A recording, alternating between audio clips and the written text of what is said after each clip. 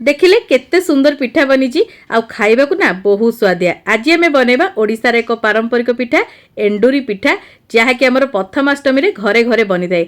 एबे रिसेंटली मु गोटे परिबा एंडुरी पिठा रेसिपी शेयर करथली। सेठी जणे भौणी मते रिक्वेस्ट करथले किछि मिठा एंडुरी पिठा रेसिपी शेयर करिया पे।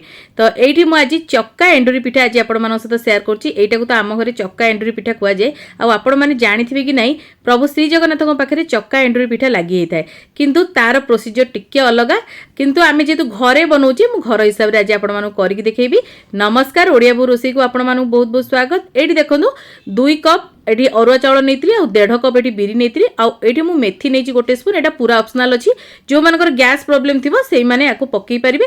आ याको पकेबा द्वारा गैस भी होबनी। ताको बतुरे की 6 ରୁ 7 घंटा रखि देबा। तापरे आमे ताको स्मूथ करके पूरा चिकन करके बाटिबा। आ टिके आमे मोटा करके बाटिबा। मन रखिबे जमा पतला करिवेनी, टिके मोटा करके बाटिले बहुत बढ़िया टेक्सचर रे हमर पिठाटा रेडी हबो। तो एठी देखंतु भल भाबरे मु बाटी नेइतली आ एठी भल भाबरे देखंतु केते बढ़िया ठीक हेइछि। आ जमा भी पानी हाइनी। एठी प्रथमे मु बिरी को बाटितली, तापरे मु चावल को मध्ये बाटी नेइतली।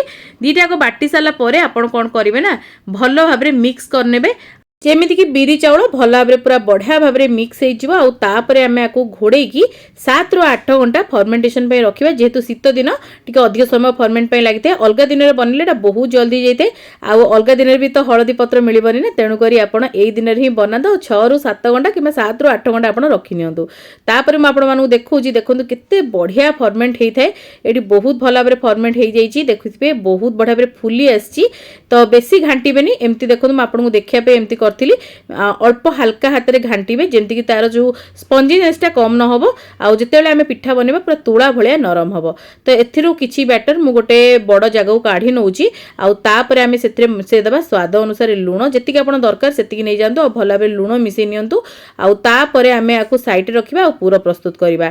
साधारणतः हमर जगन्नाथ मंदिर रे जो चक्का एंडुरी प्रस्तुत हेइ थाए प्रत्येक दिन प्रभु पाखरे भोग लागि थाए। तो तार रेसिपी टिके अलगा। जदि आपण देखिया को चाहउचंदी से रेसिपी कोन केमती निहाती कमेंट रे लिखियो। मु चेष्टा करिवि से वीडियो अपलोड करिबा पई।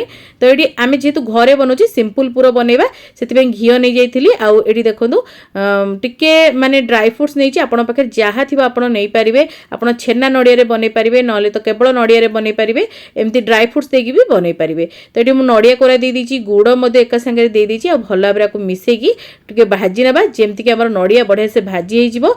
आ गोटे बहुत बढ़िया टेस्ट आसी जिवो।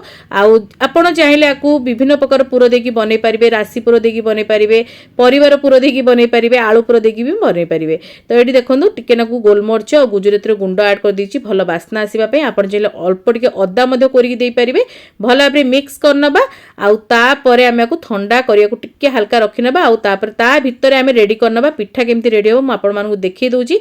बहुत ही सहज बनेबा।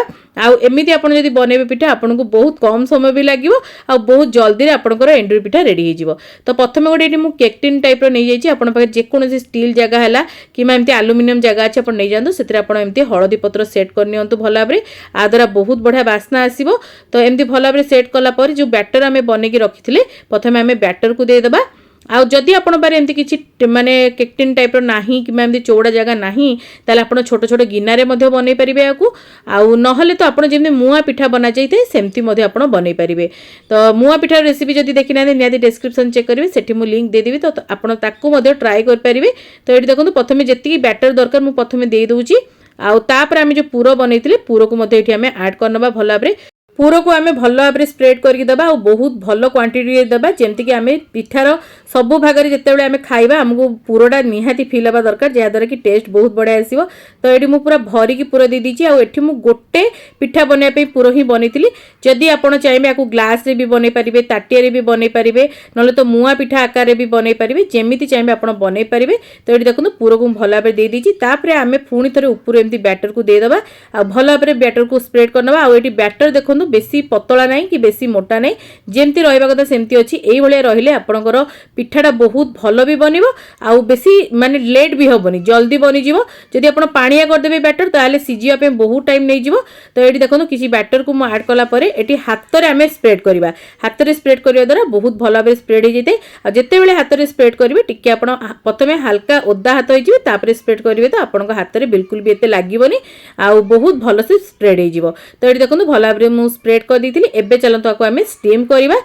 स्टीम करिया पई एडी देखंतु गोटे कड़े रे मु पानी को बसई देइथिली आ सेटा टिके फुटी आसलानी ए स्टेज रे हमें कोन करिया ना जो बळी जाइथिबा जो काटिथिली हळदी पत्र रो बाकी तक सेठी मु देई दोउची कारण बढ़िया बास्ना आसीबो कारण ऊपरु हमें आ हळदी पत्र देबानी ना केवल तळे दिया हिची केक टिन रो एमती जदी हमें पानी टे पके देबा तार बांफ रे बहुत बढ़िया बास्ना आसी जिवो तो एडी गोटे एमती रखी देइची जाली टाइप रो तापर मु एठी केक टिन को भी रखी दोउची आ तापर घोड़े दोउची घोड़े की हमें आको 20 रु 25 मिनिट पई लो टू मीडियम फ्लेम रे कुक करबा तो तापर देखुन केते बढ़िया भाबरे फुली जाइची हमर एठी पिठा बढ़िया भाबरे स्टीम हो जाइची चेक करिया पई आपण एठी गोटे छुरी किंबा टूथपिक जा भी आपण पाखे अछि आपण एमती इंसर्ट करिवे देखिबे जदी छुरी लाଗୁनी किंबा टूथपिक रे लाଗୁनी जानिबे आपनकर पिठा पूरा बढ़िया भाबरे रेडी तापर आकु बढ़िया भाबरे ठंडा करिवे ठंडा करके तापर आपण काटिके आकु सर्व करि परिबे देखंतु एठी केते सुंदर पिठा बनची आकु मुटी ठंडा करनिथिले आ तापर म एठी डीमोल्ड करके आपण मानकु देखौची जदी आपण मानकु मोर ए छोट छोट रेसिपी भल लागुची निहाती कमेंट माध्यम रे जणैबे भल लागिथिले लाइक करिवे शेयर करिवे चैनल जदी नुवा देखुचंदी सब्सक्राइब करिया को जमाई भूलिबेनी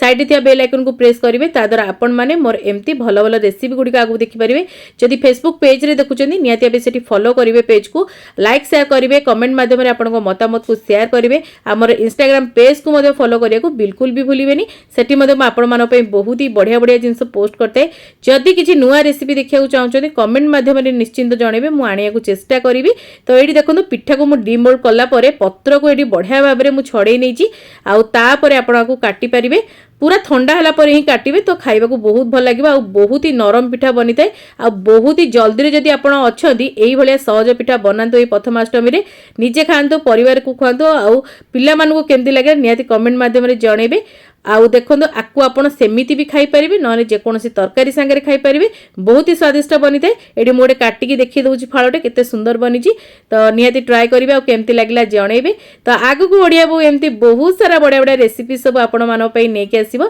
तो आजि पई एतिकी जय श्री जगन्नाथ।